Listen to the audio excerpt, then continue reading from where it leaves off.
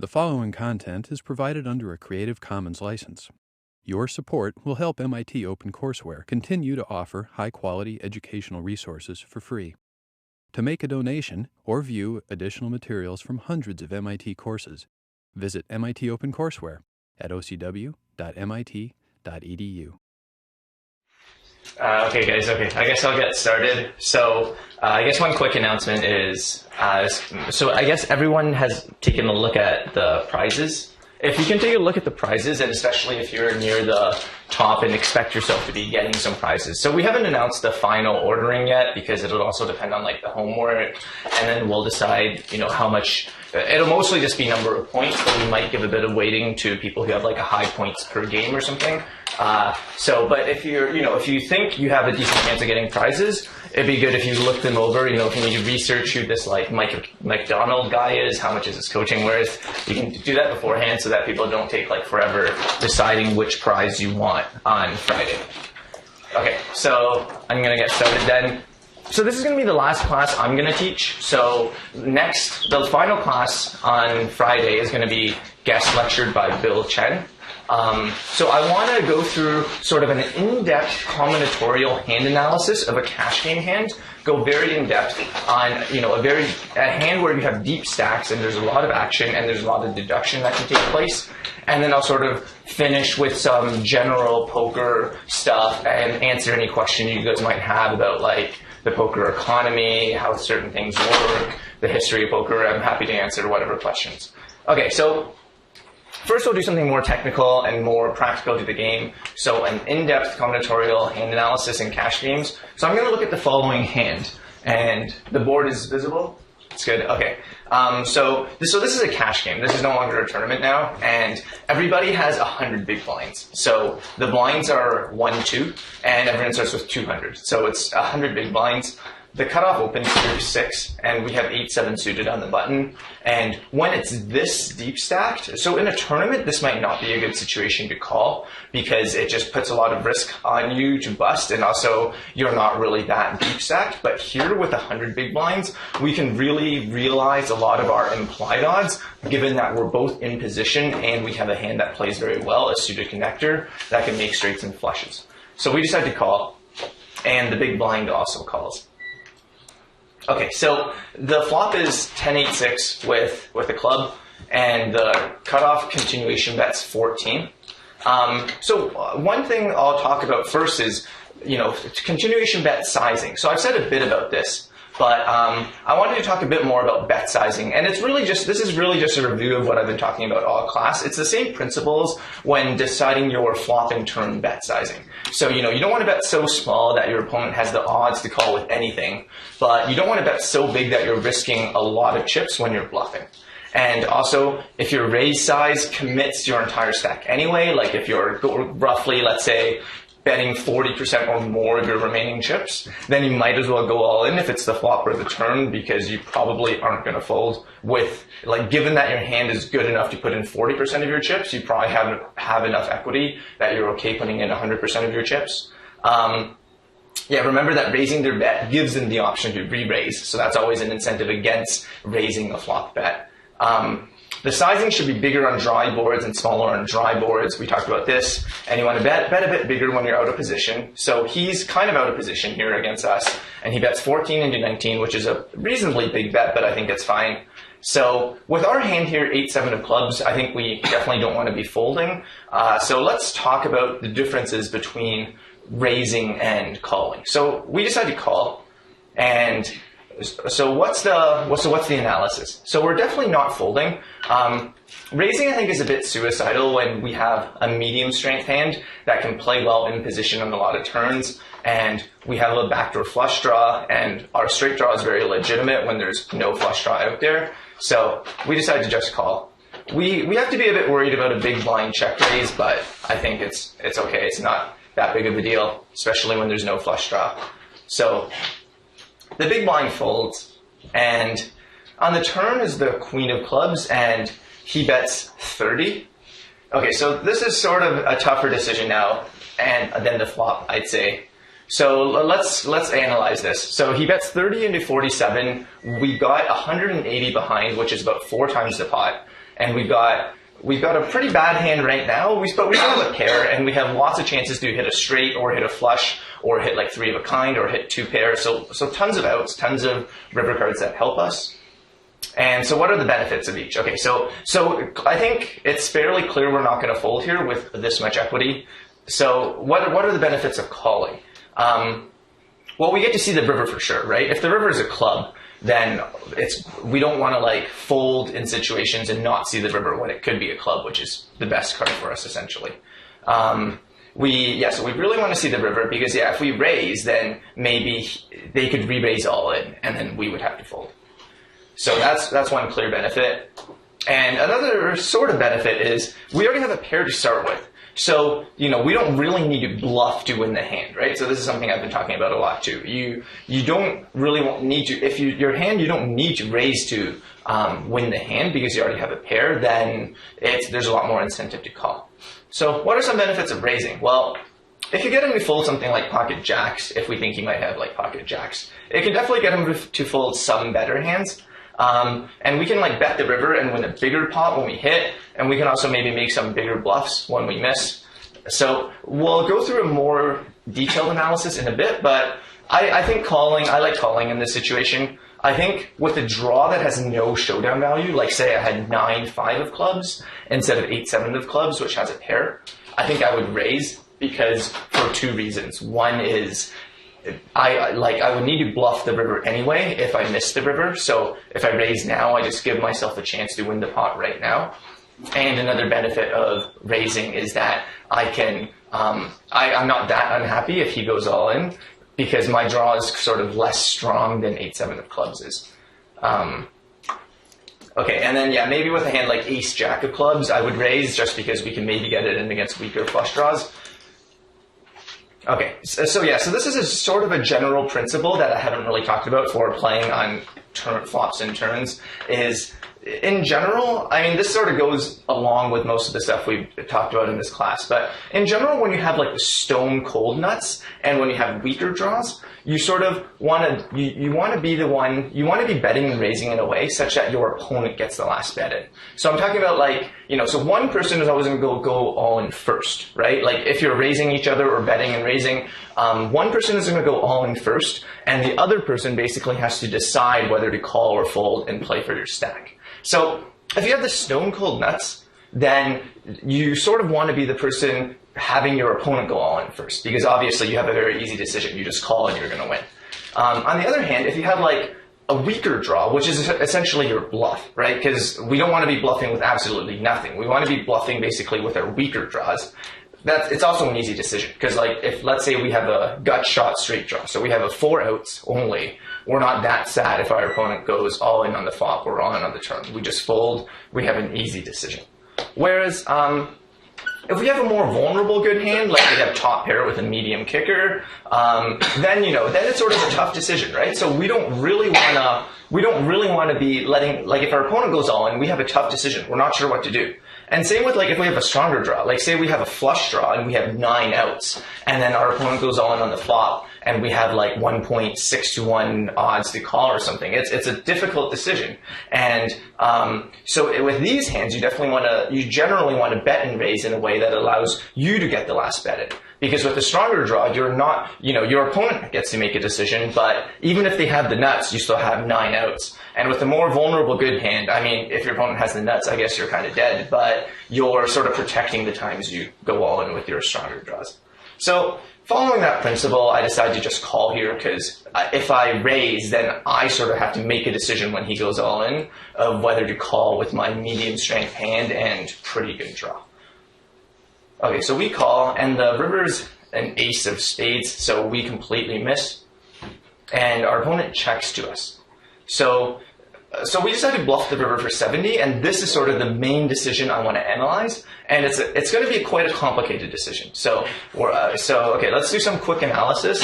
So yes, we do have some chances of winning with our pair of 8s, so maybe you could make a case that there's no need to bluff because we do have a pair. But there's a lot of reasons to bluff. So one is there's a lot of higher cards on the board now. The pair of 8s, it looked pretty good on the flop, but now it's a lot worse after a queen turn and an ace river. So we could get him to fold a queen. He could have a queen, and he could very willingly be able to fold it.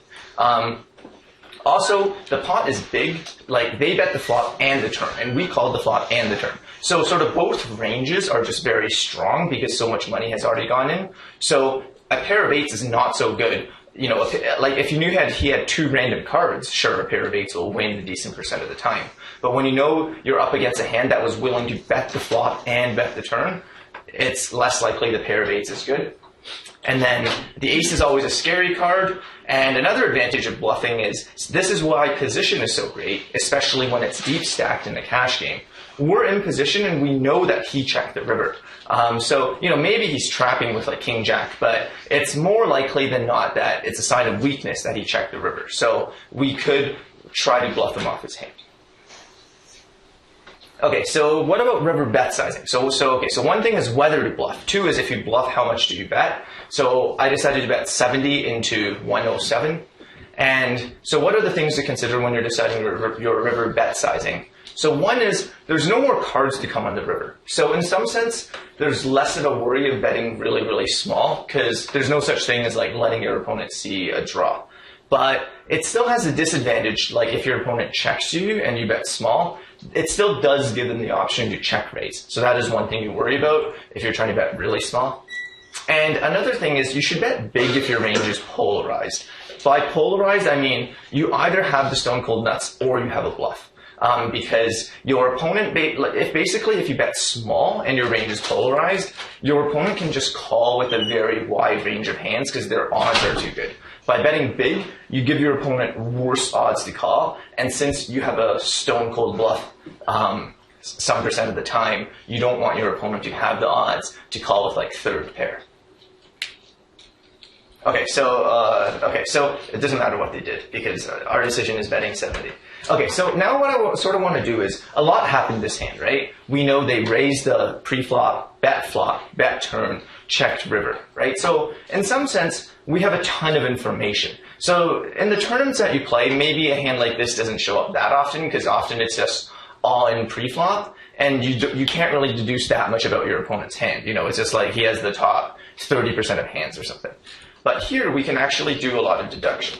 So let's replay the hand from our opponent's perspective and sort of exploitatively put them on a range. So let's go put ourselves in our opponent's shoes, consider all the actions they did, so I'm going to use exploitative analysis here. So, there are some flaws with this, right? We are sort of arrogantly assuming we're one step ahead of our opponent. We can build a mathematical model for our opponent. But still, this is a useful exercise, even though, yes, there are flaws. Maybe he's one step ahead of us. Maybe there's flaws in our probabilistic model. But let's just assume for the sake of the exercise that we can do this pretty well.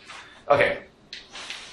So first of all, pre-flop. What's our opponent's range? Let's just say roughly he's opening from the cutoff. Let's say he's opening about 30% of hands. I think that's about reasonable for an average player, and I think it's consistent with the guidelines I gave in the first lecture. So this includes any pair, any suited ace, any two Broadway cards, which are cards 10 and higher. It includes suited hands as bad as 5-3 suited. This is maybe one difference between cash games and tournaments, where 5-3 suited is a pretty bad hand in tournaments when it's so short, but when it's 100 big blinds deep, a hand like 5-3 suited is a lot better than a hand like 10-8 offsuit. So it includes 5-3 suited, but not 9-8 off, or king-7 off, which are just terrible hands when it's 100 big blinds deep.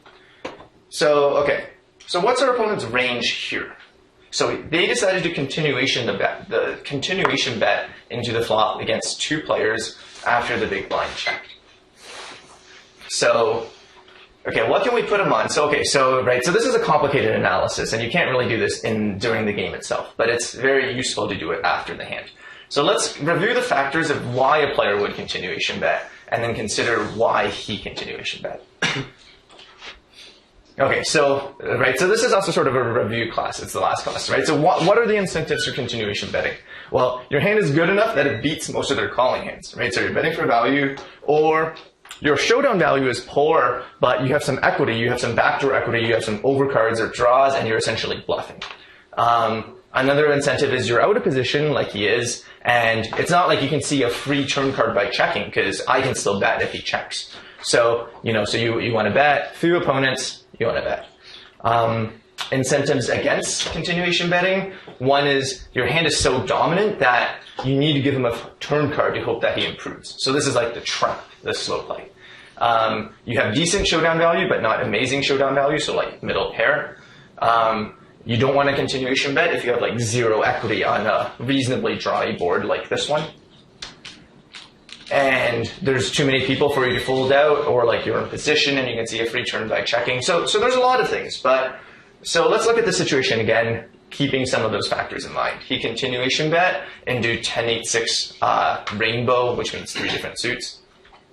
Okay, so let's roughly put him on. Okay, so actually before I show this slide, let me think what the best way to. Okay, I'm going to use the annotate feature, and we'll sort of try to write on here what hands we think he can have. So this is going to take a while, but I plan on spending the next 20-25 minutes discussing this hand. Okay, so does someone want to say a hand that you think is in his range at this point in the hand? Pretend we don't know what he's going to do on the turn yet. Just at this point in the hand, can someone tell me a hand you think is in his range?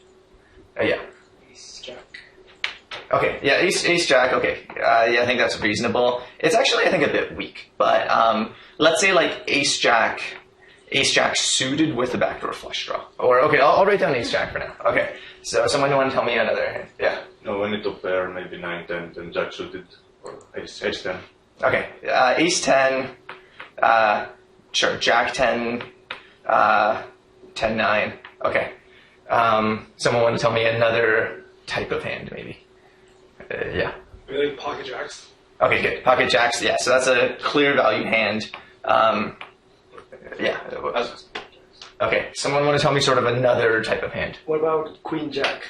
Queen jack, okay, that's a good one. So queen jack, I think, is like one of the best draws. Oh, maybe not the best draw. What is the best draw, would you say?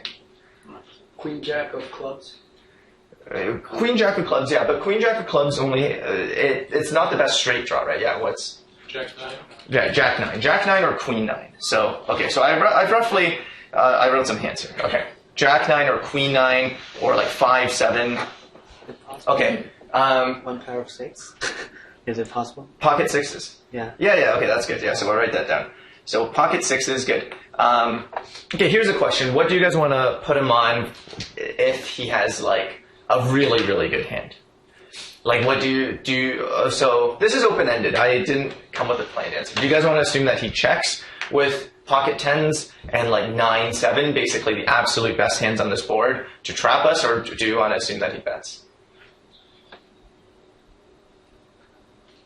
Yeah. Yeah, I think if he has 9-7, he'd probably bet because someone might get a better straight if he doesn't bet. Okay, yeah, that's a reasonable assumption. I think it can go either way with 9-7 and like pocket 10s, depending on our opponent. Pocket 6s, I think, is a clear bet, whereas pocket 10s is not, because pocket 10s, you're taking away so many of the top pair hands from your opponents, whereas pocket 6s just get so much value when you bet. Okay, so roughly speaking, I sort of categorize all the hands he could have into 5 categories. So the top is hands that are so good that he checks to trap or check raise. The second category is like the hands that are good but not that good, he value bets. Then it's like medium strength hands that he checks to check call. Hands that, so this doesn't agree with exactly what we wrote, but that's okay. But this is just roughly. And then the next category is hands that he bluffs. And then the last category is hands that he just check folds because they have no equity, like pocket 3s, where he would just give up the hand. So we basically crossed off these 3 categories, right? Because with these 3 categories, he would check. Whereas the top one, he's checking to trap. The second one, he's checking to hope for a showdown. And the last one, he's checking to give up. And then the 2 types of hands he's betting are essentially value bets and like draws or bluffs. Okay, so now let's consider the situation on the turn. Okay, so once again, okay, so let's consider his incentives first for betting again on the turn. Sorry, this is a bit hard to read. Maybe I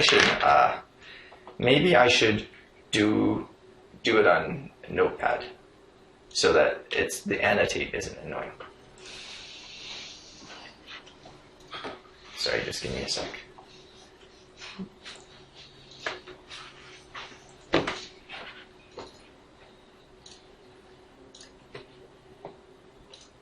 okay, so what are the incentives for betting again on the turn? So one is you bet a good hand for value on the flop, and your hand is still good on the turn, right? So you're betting for more value. Two is you bluffed a speculative hand on the flop, and now you either hit the turn, like the queen helped you, so like if you had jack nine, or you improved your draw. Or like an overcard to the board came, which was the case, and maybe you thought bluffing the turn could be good. So, okay, so he bet the turn. So let's maybe put the hands we think he could have into poker stove. So yeah, I think that's the easiest way to do it. Okay, so let's do this. Okay, so roughly speaking, can everyone see this? This is easy enough to see, right? Okay, so let's do this. This is good. So bear with me. Yeah, this is a meticulous exercise, but okay. So let's say pre-flop 30%. Okay, this is about reasonable. Actually, let me give him a few more pairs. I'll take away ace-6 off.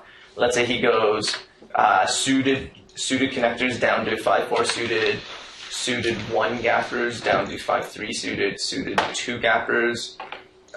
So suited 2 gappers means like suited cards that are 3 apart essentially, down to like 8-5 suited, something like this. Okay, something like this is probably not. Let's say he plays 10-6 suited. Okay, something like this. Maybe take away like some of the worst offsuit hands.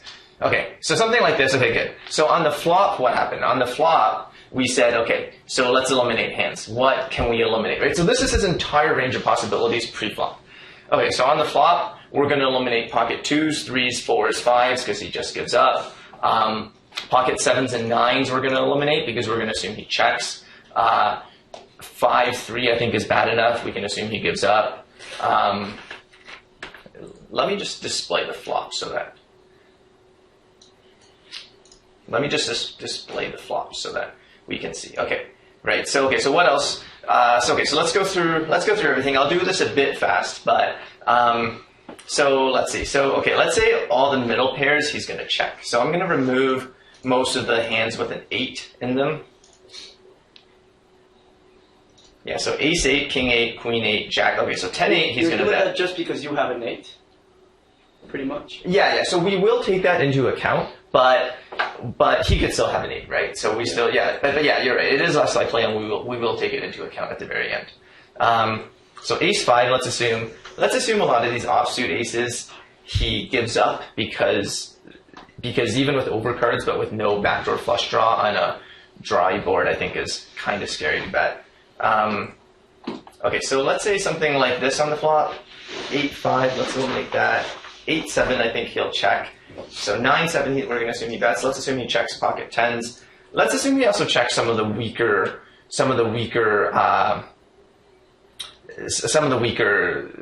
tens, like jack 10. Let's suppose he checks.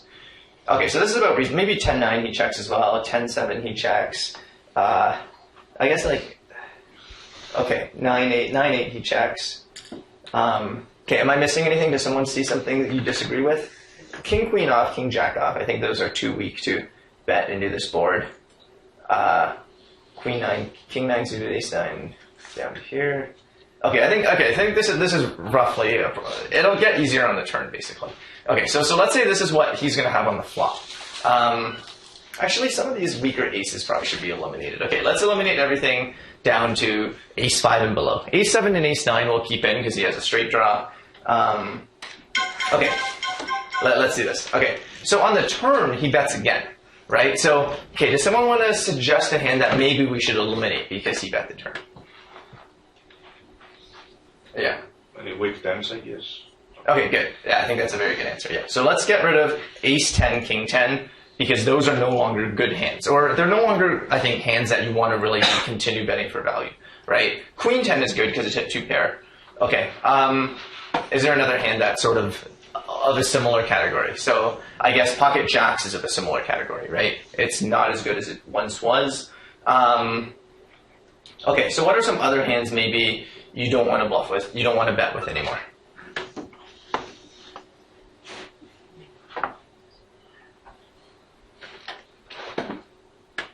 Are there any hands you think maybe he would just give up? Because the 6-5. Yeah, I think that's reasonable. I think the hands like I think the hands like most of these, we can assume he's going to give up on a queen, like 5-4 especially. You know, on the flop, he didn't even have a great hand. It was just drawing to a 7, but now it's sort of worse. So yeah, let's get rid of 5-4. Do you think they would continue betting like 9-6 or 7-6? Yeah, even 7-5 is a lot worse after the queen, because 7-5 was like drawing to a 9. But now when the queen comes, the 9 is not a good card because you still lose to a jack. So maybe we can get rid of that one. Do you think they definitely continue betting with ace king, ace queen, ace jack, and all of those? Yeah. Maybe if they had ace queen, they would continue betting it. Like just pretend I had it all along. Yeah. So ace queen I think is good. All right. So yeah, I think this is about good. Ace 9. You know, some of these hands I think they would probably stop bluffing with. Like I think jack 7 suited is pretty. Maybe some of the 6s also. I think it's hard to. Even like ace 7 suited, I think it's hard to continue bluffing because as you see, there's already enough hands with draws, right? Like there are already a lot of bluffs here, like king jack, ace king. I guess like queen 9, 9-6, some of these. So yeah, maybe he'll bluff with these. But okay, let's get rid of these. So we've sort of cut down his range a bit. All right, so now it's a river situation, and he checks. So what does this mean? Well, it seems improbable that our opponent would be trying to trap us with this check because he's already been showing plenty of aggression, so it's hard for him to like pretend he suddenly has a bad hand by checking. And with the pot already so big, he can get a large percent of our remaining stack into the pot just by betting instead of check raising. So it seems like it's less likely he's checking as a trap.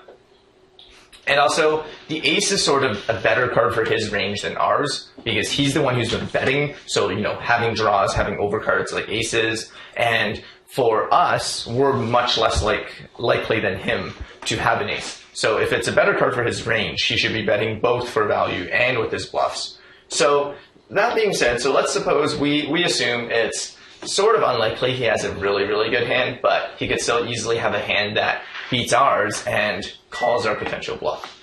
So, okay, so now let's go back to Poker Stove and eliminate some more hands. Okay, so what are some hands we can eliminate after he checks the river? Aces. Aces, yeah, I think that's a good one. I think aces, pretty clearly he'll bet again on the river. What's another hand? King jack. Yeah, king jack, I think. Right. So, okay, so let's eliminate all the good hands that we think he's going to continuation betting, right? I think any straight, I think it's reasonable to assume they're just going to keep betting. Like 9-7, even though it's nowhere near the monster it was on the flop, you know, it still only loses to jack 9 and king jack, so let's get rid of that one. Certainly like ace queen, all those. Yeah. So let's do that. So let's suppose, yeah, I think most strong 2 pairs, I think definitely he'll keep betting. So let's get rid of that. So let's get rid of ace queen. Let's get rid of queen queen. Let's get rid of queen 10. I think queen 10 is good enough. Ace 8. Let's get rid of that one. I think that's good enough.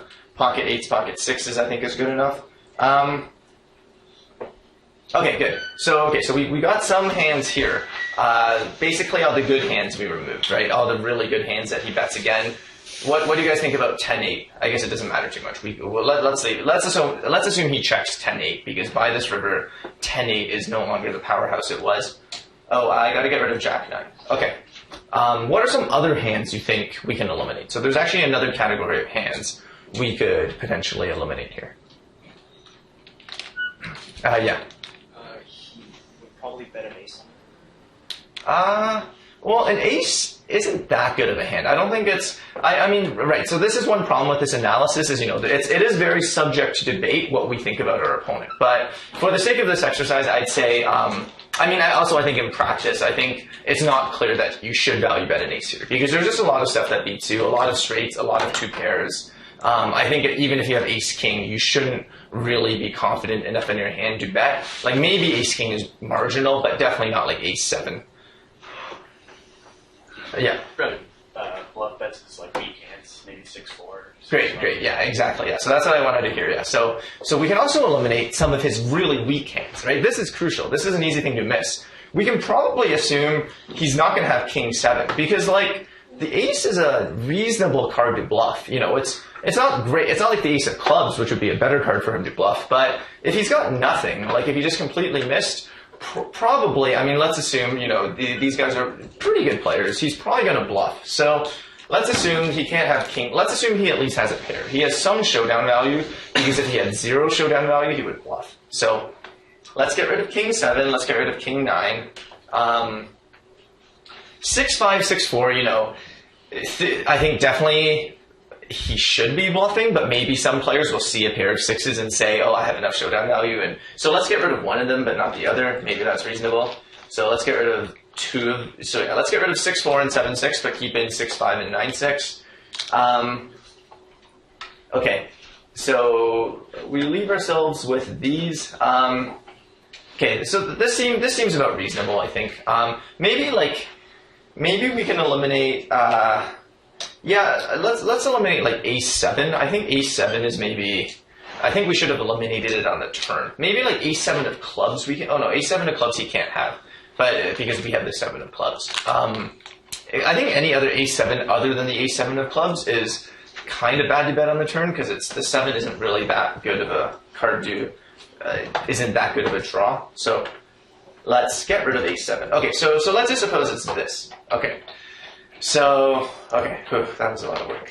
Okay, so now, so roughly speaking, we conclude his range on the river is something like this. So let's assume that he's going to call with top pair or better. Once again, this is, you know, a pretty strong assumption, but let's suppose this is the way we think he's going to play. He's going to call if he has an ace or better, and fold otherwise. So we're risking 70 to win 100. And okay, so let's do an exact calculation now of how many combinations of these hands. Okay, so I'll do this on Notepad.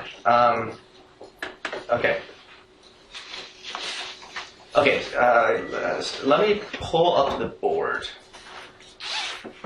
Okay, so.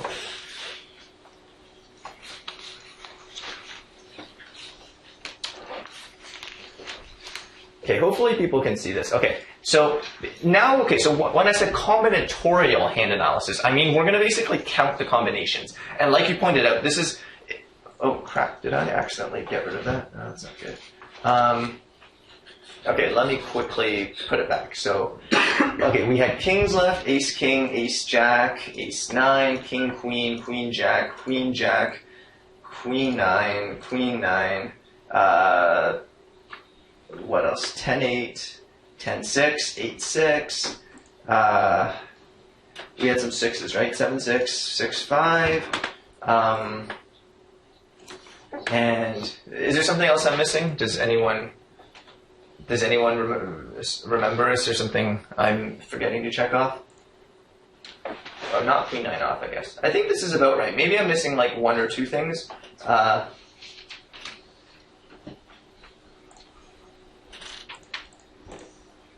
No one sees anything? I think this is approximately what we had, right?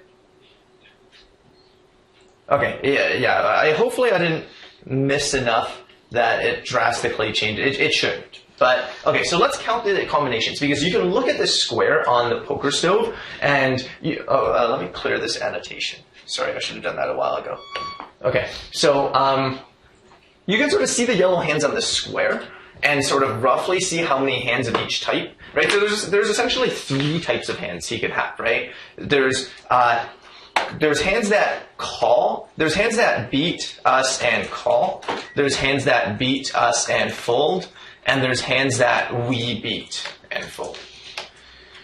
But the thing is, if you just look at these yellow squares, it won't give you the right probabilities, because we have certain cards in our hand, and also because of the specific way suited combinations work, there's different combinations of each hand.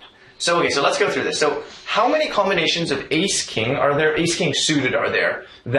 So we assumed he had a backdoor flush draw on the flop, but so how many combinations of ace king suited are possible?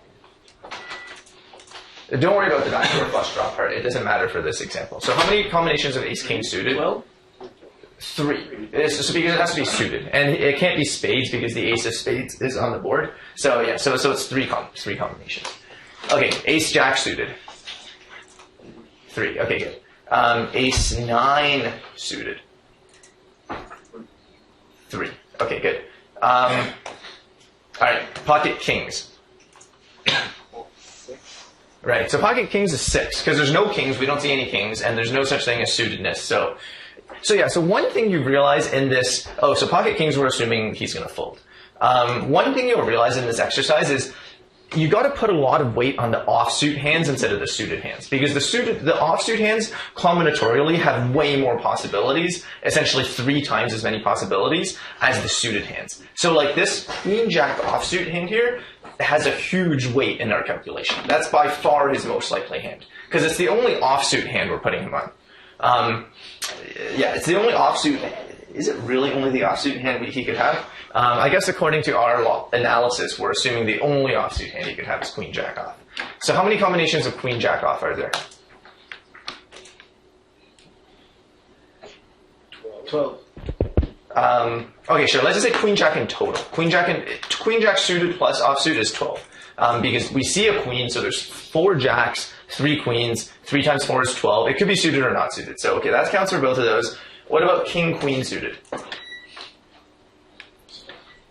3 as well. So it's 3 as well, but I'm going to put it as 2, because I'm going to assume if he had king queen of spades, which has no flush draw, like no runner flush draw on the flop, I'm going to assume that he would have folded king queen of spades on the flop. So I'm going to give it 2. Okay, so which ones haven't we done? Queen 9 suited, how many combinations? 3? Mm-hmm. Everyone agrees, okay. 10-8 suited, these get fun. So the reason why 10-8 is suited is because we're assuming he doesn't raise 10-8 offsuit pre-flop from that position. So that's why 10-8 has to be suited. So how many combinations of 10-8 suited? 2. Okay, how many combinations of 10-6 suited? 2 as well. 2. How many combinations of 8-6 suited? 1. 1, yes, okay. Okay, so hang on, I miscategorized this one. So queen 9 is in this category that he's folding. These are all the hands that call or bluff and beat us. And, okay, so the last category is the hands that we can actually beat if we check it down. So it's very small, right? It's just 7-6 suited and 6-5 suited. Okay, so 7-6 suited, how many combinations? 2. 2, 6-5 suited, 3. Okay. Did I miss anything? I think this is it, right? Okay, so we have to tally it up. So here there's 14. Here there's 23. And here there's 5. Okay? And then essentially, okay, so now that we're done this calculation, we need to basically run the numbers with these calculations. So essentially, roughly speaking, they're going to fold more than half the time. So they're going to fold more than half the time, and so the numbers, I think this will actually come out close, because with the way we did this specific calculation, I think we gave them a lot of combinations of hands that we can actually check and beat. But I think this will still definitely call for a bluff. But it is close if you've done the homework. The homework sort of addresses this, right? It's not just what probability is he bluffing. It's the probability it's not just the probability he's calling our bluff. It's the probability he's calling our bluff versus the probability we win the hand by checking. And the probability we win the hand by checking is roughly 5 out of 42. So, which is pretty small, and he folds more than half the time. So if you run the numbers, you'll see that bluffing is overwhelmingly profitable. And I think this is a good example of why this combinatorial analysis is good, is because if you look at poker stove and you look at this, you might actually think bluffing is bad, because you look at most of the hands, ace king, ace jack, ace 9, 10-8, 10-6, 8-6. It's hands that call us and beat us. But when you do this combinatorial analysis, you'll realize there's way more combinations of queen jack than there are 8-6. So looking at this itself isn't quite enough, because this doesn't weight the probabilities of each one correctly. So so this is a good exercise to do, I think. Even though we made a lot of assumptions in our model, but it's a very good exercise to do after the fact, to sort of just analyze what are all the different possibilities. Okay, so I'm going to take a quick break here, and then for the last half of the class, I'm just going to talk about some general poker topics. So no math, no poker hands, but just some general stuff about poker, some ending remarks, since this is the last time I'm teaching, since Bill Chen is coming next time. If you want to, during the break, think about any questions you might want to ask me about poker in general, or specific hands. Yeah. So we'll take like a 2-minute break. Make sure you hand in the homework. All right, so I'm going to wrap up with some general thoughts about poker and poker in general. So one question that I get asked a lot is it's called the moneymaker effect. So what happened, and this is sort of a big catalyst for poker becoming really popular, was I think in 2003, Chris Moneymaker, and that's actually his name. Moneymaker is his last name. He spent like $1 playing in this like satellite on PokerStars, won a seat to the World Series of Poker main event, and then went there and then won the whole thing for like $2.5 million. It was a beautiful Cinderella story, and then people heard this, and also like they made it seem like, it's not like the lottery where you got to get really, really lucky to become rich. It's literally, this guy is really smart, he can read people, and it's all skill, and then he did this, and it's sort of like anyone can become a poker star, just like Chris Moneymaker. And this was a huge driving force in the popularity of poker.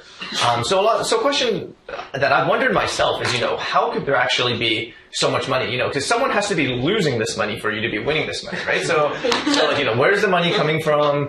How can anyone smart and motivated succeed in poker, etc.? So what's unique about poker? Why is it that, why can't you make this much money playing like chess or something? Why can't you make this much money playing hockey? So what's unique about poker? So I guess 4 unique aspects that allowed for there to be so much money. So I'm going to talk about them individually. One is I think everyone is overconfident, myself included. 2 is gambling, self-control, aspects of that. 3 is it's a very fast evolving game. And 4 is what I sort of started the class, the very first class, I talked about credit card roulette not being results oriented, and I think that's very hard. So I'll go through each one of them separately. So yeah, one is this huge overconfidence thing, which is very prevalent. So it's normal in general for people to be overconfident. I don't know how many of you have seen like the experiment where it's like, write down your 95% confidence intervals for all these things, right? So if they're actually 95% confidence intervals and you're correctly calibrated, then actually 19 out of 20 of your intervals should contain the real thing. But like you do this for a normal person, it'll be like 30% of their things actually lie in the interval. So they're just drastically overconfident. And so yeah, it's normal to be overconfident, but especially in poker, I think poker is among the things I know where it's easiest to overestimate your own abilities. Does someone want to suggest any others? Is there something else you think where like, everyone thinks they're good at this thing? So I can think of sort of like 2 examples that I think are sort of true. Okay, raise your hand if you think you're a below median driver. Oh wow, some people actually are willing to do that, because I very rarely talk to someone who admitted to being bad at driving. Everyone I've ever asked about their driving skill thinks they're really good at driving a car, myself included. I definitely don't think I'm a below median driver. Another thing is teaching. I've also rarely talked to someone who thinks they're worse than median at teaching. I guess maybe Professor No, you can speak about this, but yeah. So it's rare. I think, because most things, someone will admit to being bad at this. But poker, it's similar to like, I don't know, these 2 examples I thought of, driving, teaching, sort of, where it's just very easy to think you're really good at it, and it's hard to admit to yourself that you're not good at it. So one saying in poker is, if you can't spot the fish at the table, the fish is like the losing player that everyone is trying to win money from, then like you are the fish. This is sort of a popular saying. So why is overconfidence so common in poker? So it's this aspect that it's like a mental battle. You're like mentally battling against your opponent. Is he bluffing? Is he not? And it's just easy to always assume, which I do in like throughout a lot of this class, right? I talked about exploitative play. I'm building a model for our opponent and assuming that they behave as a probabilistic machine according to my model. I'm assuming that I'm ahead of my opponent. I'm assuming I'm better. There's also a lot of selective memory, I think. It's easy to remember your bad beats, the time they hit a king on the river and beat your aces. And it's easy to forget the times, you got really lucky on the river and beat them. So selective memory, I think, is a big aspect. I think lack of clear benchmarks is a big aspect as well. So, it's not like running 100 meters, right? No one who takes 30 seconds to run 100 meters is going to think, oh, I can compete in the Olympics, right? Because it's very clear. There's a very clear benchmark how fast you need to be. But in poker, even if you don't win tournaments, it's easy to blame it on luck, and there's like different types of tournaments, and it's easy to like bend the benchmarks in a way to convince yourself that you're better than you are. It's easy to hit a lucky streak and consider it all skill, and you can blame all your losing streaks on luck. So those are some reasons I think. I think poker is just a very well-designed game for this purpose, into basically deceiving people into overestimating their own ability. And another aspect of it is, this is what's really tough about poker, I think, is even though it's so easy to be overconfident and it's such a flaw to be overconfident, it's also in some sense necessary. Like, if you're not confident, how can you take risks, right? Like poker, you're gambling, and you have to do risky things. And if you're not confident, how can you do risky things, right? And also, like, if you're trying to mentally read your opponent, if you're constantly reminding yourself that you're dumber than you think you are, then how can you actually think that you can outread your opponent, right? And I talk about this results-oriented. You need to be confident to trust that you made a good decision, even though your result was you lost $10,000 on the day, right? So confidence is also necessary, but it's also so easy to be overconfident. So this balance of being exactly the right confidence is something that I think, even like professional poker players strive to try to strike the balance between every day, and I think it's very tough, and it's something I struggle with a lot too, to try to figure out when I'm being overconfident, when I'm being underconfident. So I think one good mentality, so back to this driving thing, is I think it's a good mentality, if you play poker and you enjoy it, I think it's a great game, it's a beautiful mathematical game, and like a fun game to play with friends. If you just are willing to admit, I play in this home game every Friday night. I'm probably a below average player. I probably lose on average $10 every time I play. I think that's totally fine. It's just like spending your Friday night going to see a movie. You pay $10 and you're happy to take $10 out of your wallet and not see it again, right? You could, I think it would be a healthy mentality for more people to be willing to do this and just admit to themselves, yeah, I enjoy playing poker and I lose a bit of money, but I have fun doing it. And it's the same as seeing a movie. But in reality, I think this isn't the case. If even at these friendly Friday night games for low stakes, probably if you ask all the people there, do you think you're beating your friends? Everyone's going to say yes. Right? Everyone's not saying, oh, I'm going there essentially paying $10 to play poker with my friends. Everyone's saying, I'm winning a bit of money or whatever, right? So I think that's an important mentality to try to have that. I think poker can, and I think it's fine, if you're not you don't have to be the best at everything, right? So one story I like to tell is, so David Einhorn, he's like a billionaire. I think he founded Greenlight Capital or something, and he actually won $4 million in a $1 million buy-in poker tournament and donated it all to charity. So, and after the fact, he's obviously like a super smart guy, and so he played a $1 million buy-in tournament. So everyone else playing this tournament is like a poker professional, the best in the world, and he's just like this rich billionaire who doesn't really, he wasn't bad, but he just started playing poker. He was he's a smart guy and he got coaching to play it, but he was the clear loser in the tournament.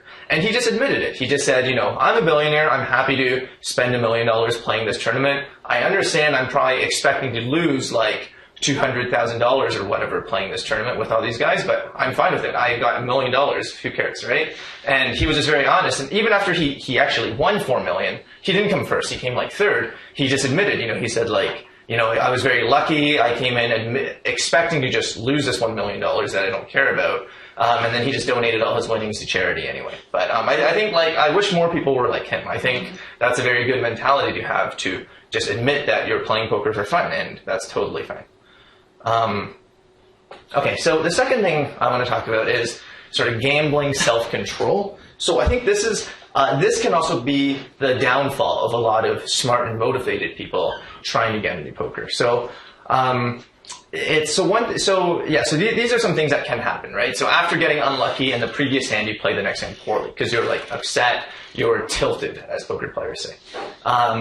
Or playing when you're tired just to get unstuck. I've definitely done this many times before in my poker career. You know, if I've lost money, especially when I feel like I've gotten unlucky playing against someone who I'm better than, and just like I've lost money because I got unlucky, I like won't stop playing until I get like unstuck, which is like win back the money I lost until I'm in the black, essentially. And, it's terrible because even if I'm a bit better, if I'm playing with this mentality trying to get unstuck, I'm just going to be making below average decisions. And it's just not a good thing to do. And also from the other side, it can be hard to rationalize gambling. So it's hard to stop yourself from gambling too much, but it's also sometimes hard to rationalize that, gambling, there is a lot of stigma around gambling, right? You have to convince yourself that, I shouldn't be too scared. Gambling is, I'm playing this game that involves, you can call it gambling. I'm playing this game with a lot of luck, and you got to convince yourself that this is what I'm fine with doing. It's like a lottery. And, you got to sometimes make decisions under pressure as well. And you just got to rationalize to yourself that, there's a lot of luck in this, but this is the game I chose to play. So, okay. The third thing is, so fast evolution, I think, is another big aspect of how there was so much money in Texas Hold'em for so long. So it was a relatively new game, also with a lot of hidden depth. So something like this could never happen in chess, where chess has been studied for like hundreds, thousands of years, and it's not like a new game. And, even though the best player today is still better than the best player 20 years ago, it's not like the game is evolving super fast. And whereas Hold'em was like a new game, relatively new game at the time. And just, there was so much hidden depth, and the best players just kept improving so fast that, so I like to say, like, the best player in the year 2000 would be like a terrible player by 2004. And like the best player in 2004 would be a bad player by 2008, etc. So it's just, even if you're on top of the game right now, if you stop studying, you're going to be nowhere near the top of the game in like a year. So it was just so fast. Can anyone else think of other examples of things that were kind of like this? CrossFit was, when it began, like, the winner of the 2009 10 games wouldn't even compete. Oh, wow. Okay, I didn't know that. That's cool. That's cool. I didn't know CrossFit was that great. Yeah, that's pretty crazy. There's one other thing I can sort of think of. How many of you guys have done like math contests as a kid? I think those, to my knowledge, have gotten a lot harder. Like just in terms of how good you need to be say, be on the United States national team is way harder now than it was, say, 30 years ago, from what I've heard. But yeah, so this aspect of Texas Hold'em, so this was also a huge driving factor because, like, it would be easy to tell yourself, I was the best player in the world 4 years ago.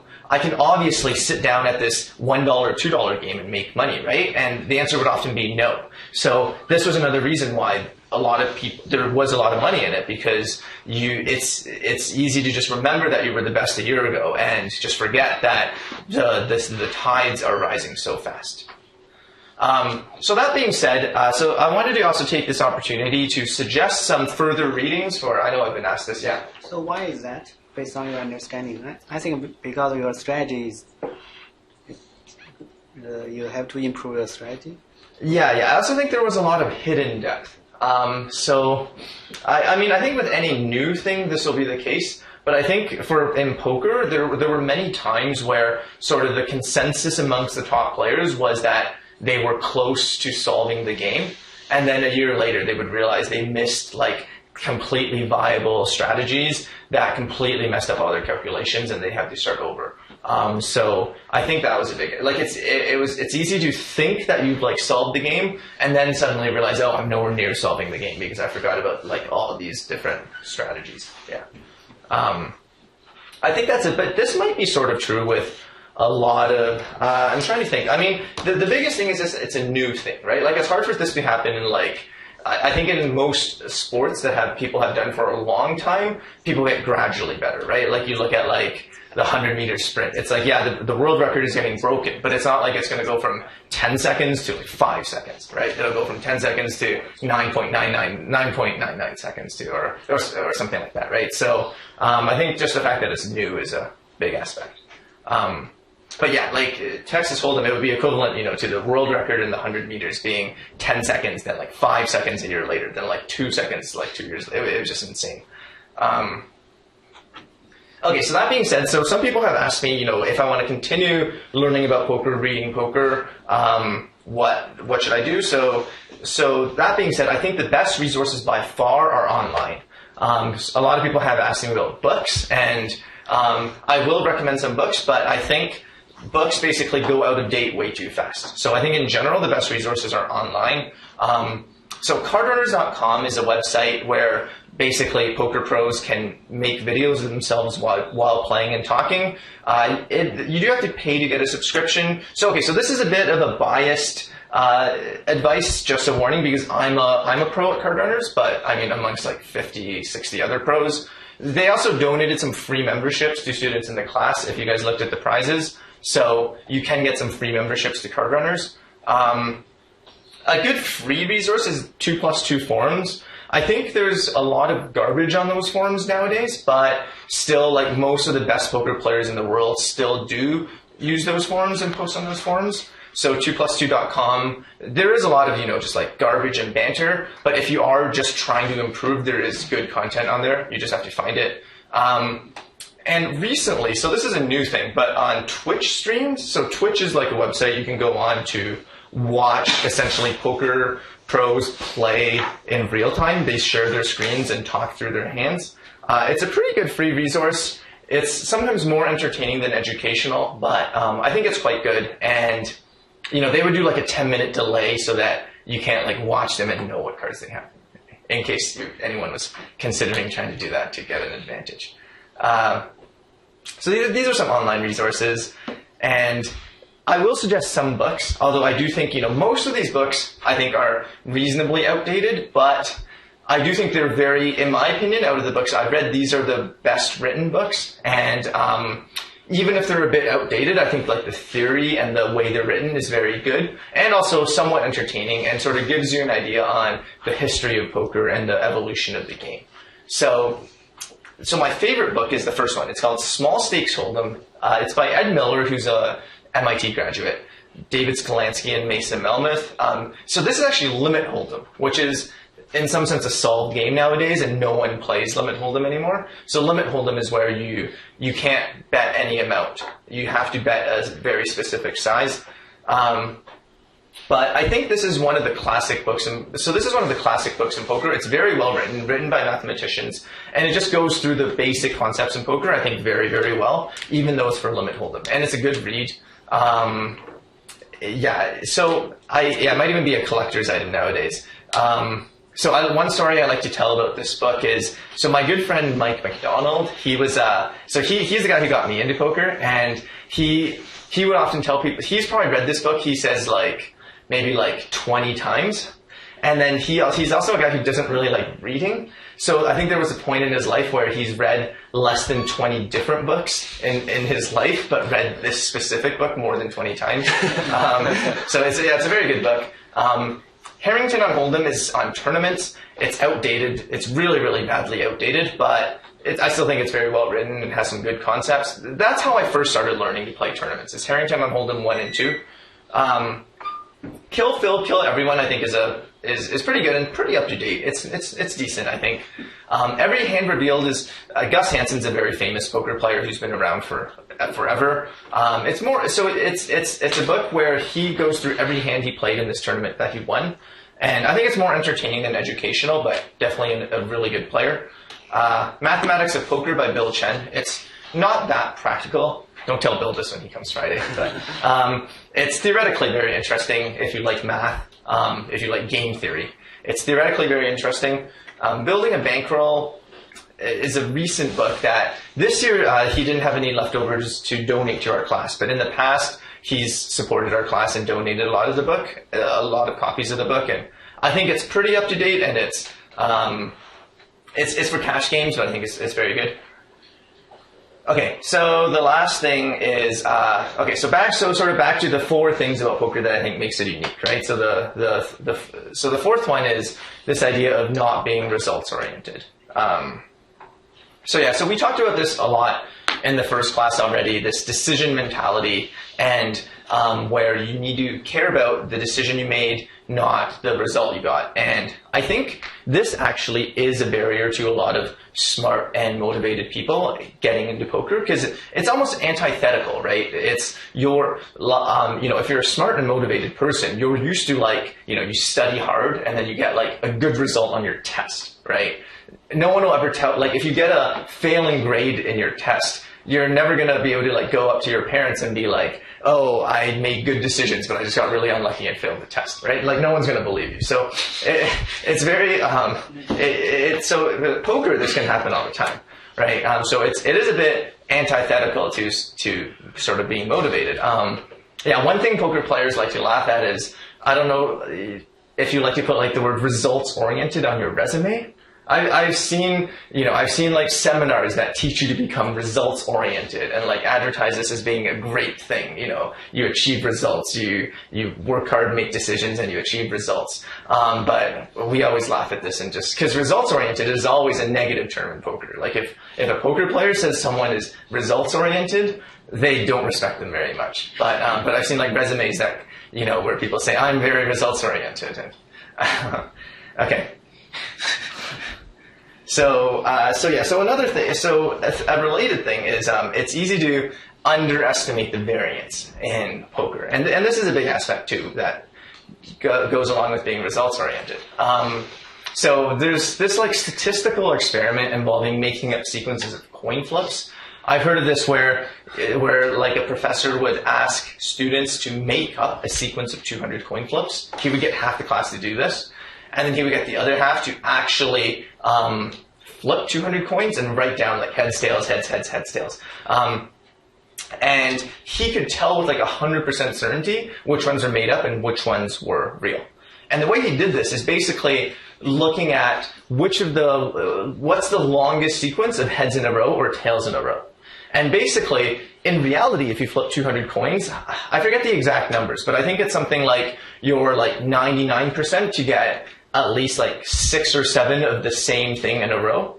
Whereas in all of the made up ones, that people would be oh, if it was heads 7 times in a row, that can't be random, right? So we can't put 7 heads in a row. So I think it's known that it's easy to underestimate how long you can get unlucky for. It's easy to think, I've been unlucky the last 3 times. That means I must deserve to get lucky now, right? But this is not true mathematically. And it's just very easy to underestimate variance and underestimate how likely it is that, you're just actually going to lose 10 coin flips in a row in poker. It's going to happen to you. And you're going to get tilted. And it's very important to control tilt. And pretty much every poker player thinks they're unluckier than mathematically possible. I've definitely felt like this in many parts of my career. I still feel like this sometimes now. It's very easy to get this feeling where you just, how can it be possible? How could I actually lose 20 coin flips in a row? Well, it can happen. And one of my poker players I was talking to, John Tannen, he plays a lot of online poker, and this is actually a picture of his desk. He basically was so angry, I think he smashed his mouse and made a big hole in his desk. So, it can really frustrate you. So in poker, and I hate to say this, but I think even if you're working very hard, you do need some lucky big scores along the way, especially at the start to get into it, even if you're very smart and working in the right way. And this is also antithetical to smart and motivated people, right? Because we want to believe that if you work hard and you're smart, then you'll make it for sure. But I won't say this is true in poker. I think I'm willing to admit, I think I was very lucky at the start. I had some big scores at the start that really drove my interest in the game and really propelled me into professional poker. And I think, there probably in a parallel universe could be another copy of me that did the exact same things and just didn't get as lucky as I did at the start and just never got into poker. So this fact that you do still need to get lucky, even if you make all the right decisions to make it, is sort of a tough thing to swallow. But this is sort of a different story. But I'd like to argue that that's sort of true in life too. The fact that being smart and working hard doesn't guarantee success by any means.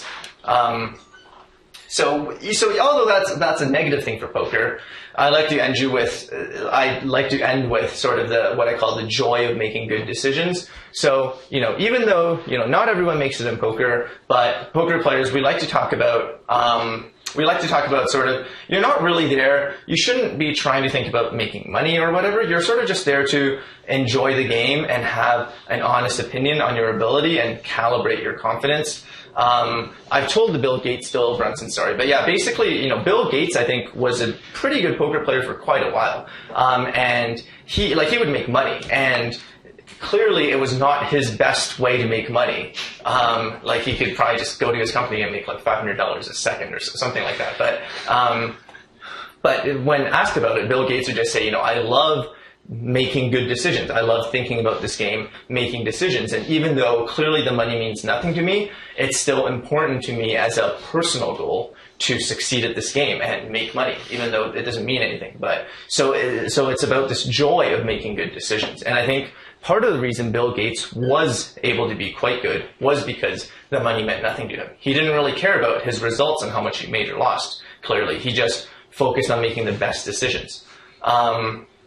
It is true that there's a decent amount of luck in poker, but so I would argue, life is luck, and you only live once, there's all these sayings, but overall, the thing to keep in mind is, like Jennifer Shahade talked about this with the Goldilocks video, you want to think of your life and your poker career or whatever as one long session where you're just trying to make the best decisions, and even if you don't get the best results today, hope that you get the better results throughout the course of your life.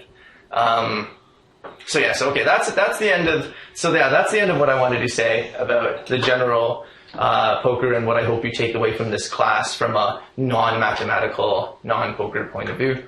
I guess there's a bit of time for questions. There's a lot of things I didn't talk about, but I'm happy to answer questions about, so I'm happy to answer any questions now.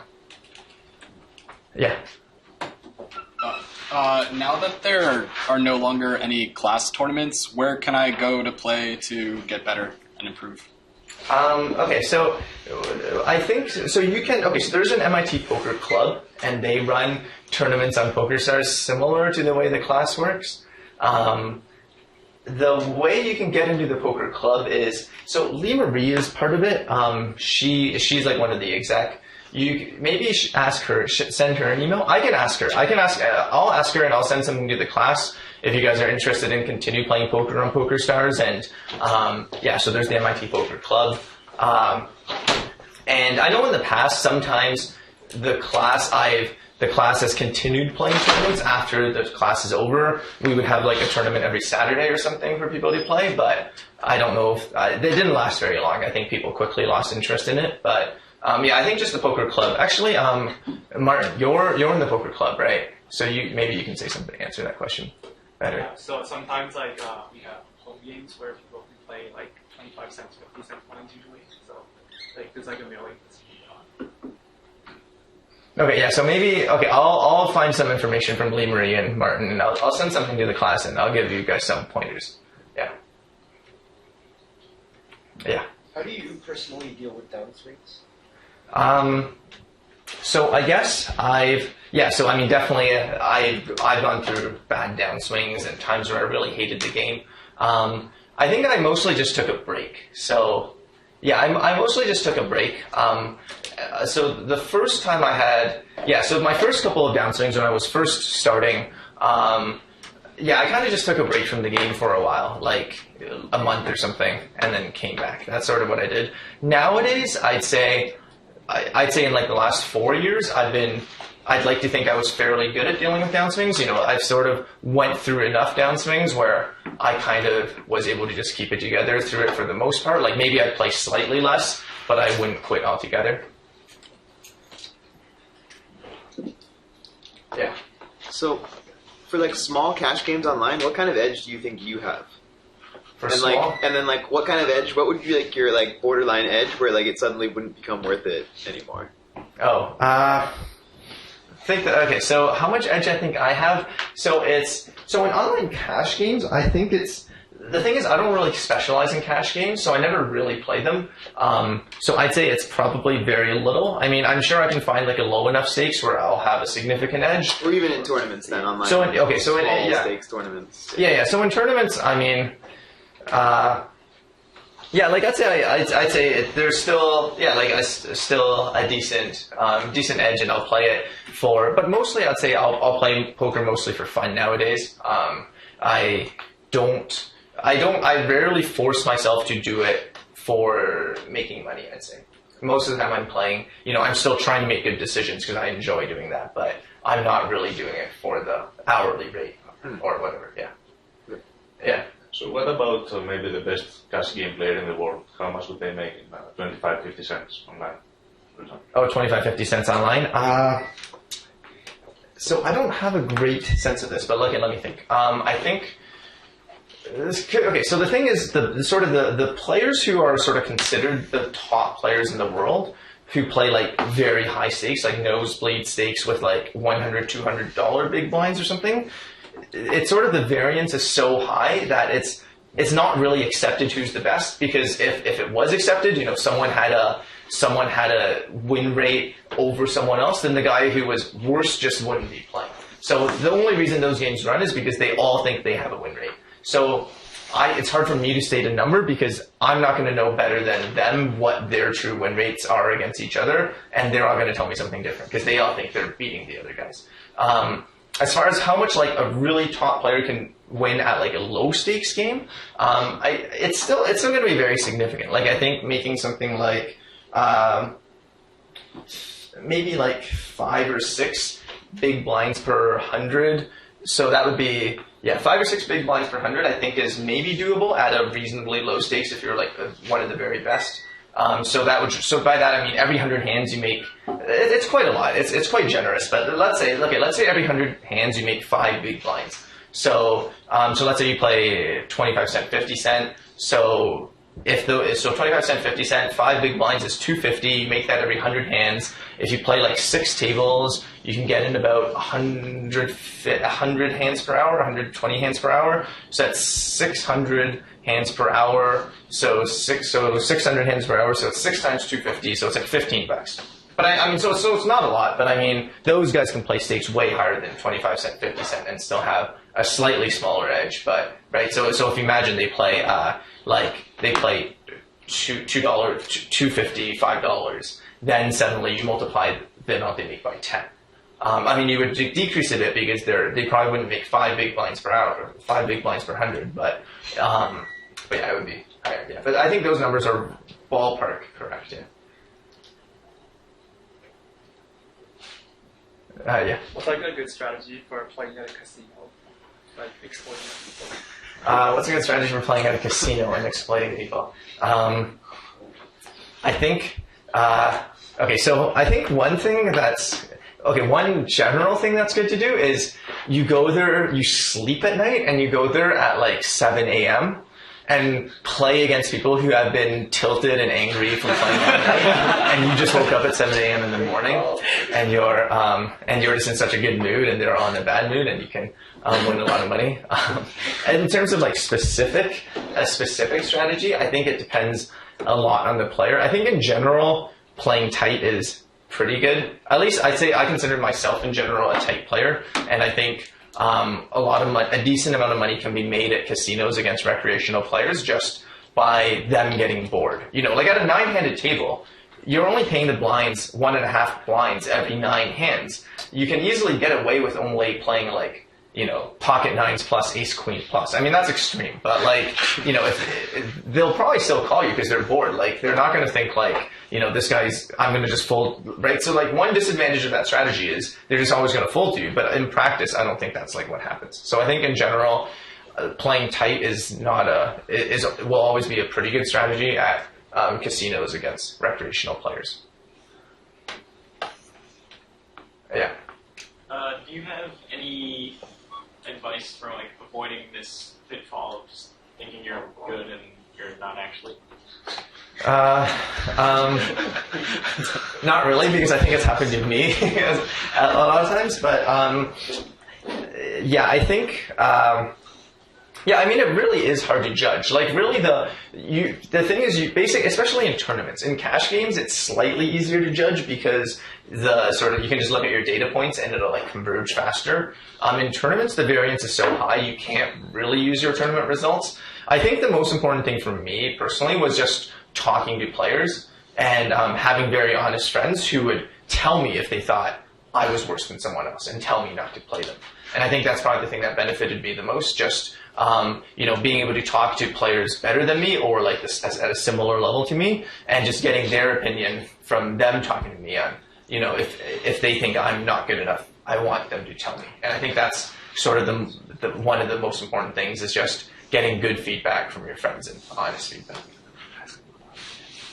Yeah. Since we can't really play online here, and we can't go to the casino either, like every weekend, so we can't play for money. What's some good motivation to keep starting the game? Is this like poker mentality and the skills we learn relevant in our everyday life or in our jobs? Okay, good. So I'll address a few things. Yeah. So one thing that I didn't really formally announce, but yeah. So one thing you pointed out is playing online poker for money is illegal in Massachusetts. It's illegal not from, like, the police can't come arrest you, but the website will take all your money if they find out you're playing for Massachusetts. But I don't believe it's written in Massachusetts law or something. I don't believe to my knowledge, the police can't arrest you. But yeah, so the question was, if we can't play online, what can we do? So I think it is legal in New Jersey and Nevada, so you can move to New Jersey. So in terms of, so if you don't want to go to the casino every weekend, so what else can you do? So what's the motivation to keep playing? So I think I've tried in this class to sort of give examples where I think poker is very useful, just in terms of like how poker is related to non-poker stuff, like calibrating your confidence, figuring out what your biases are and stuff like that. So, and I also think, it's a fun game. It's a very fun game. It's mathematically interesting. But yeah, I mean, if you don't enjoy playing the game much, and since you can't really make money playing it in Massachusetts, yeah, then if both of those are true, then there's not that much reason to play it. If you don't enjoy it, I think that's just the biggest thing. If you enjoy it and you enjoy the decision making, I think it's very fun, and it's also very good for you. Yeah. Thank you.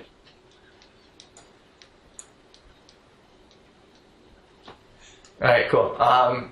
Yeah, so if there's no more questions, then I guess, yeah, so we'll call it here, and then this Friday will be the last class. There's 2 more nights of tournaments left, and yeah, I'm excited for Friday for Bill's lecture and to hand out the prizes.